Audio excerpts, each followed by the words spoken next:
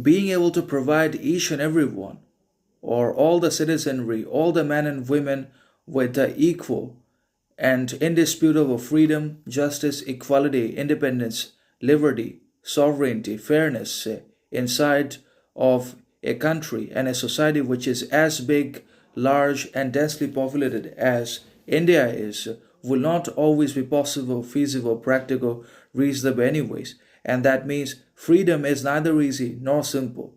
It cannot always be fairly distributed over densely populated territories, over lands that are very vast, large in themselves. And the same can be said of equality, justice, the rule of law, sovereignty, and basically independence as well. They run out of their own proportions. They just cannot always be made available and distributed to so many people at the same time in their ambitions, desires, actions, habits. Obviously, something will go wrong. Either some people will end up with some more of these qualities, imperatives rise in their hands because of their wealth, riches, privileges, opportunities, fortunes in their lives, because they are wealthier, more powerful, and the others will have nothing in their hands, or they will have these moderately in very modest proportions because they are unwealthy, uninfluential, poor, downtrodden. And this gap, this inequality or imbalance in the distribution and dissemination and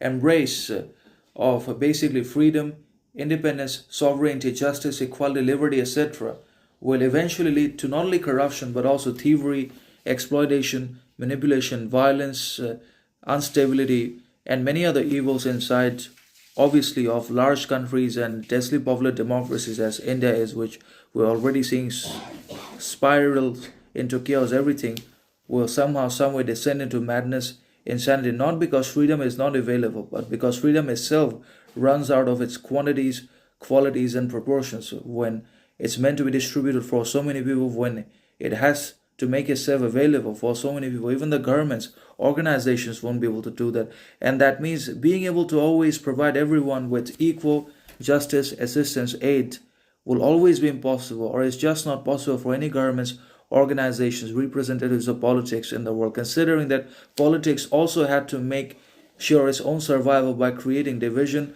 disintegration, corruption, violence inside of the society.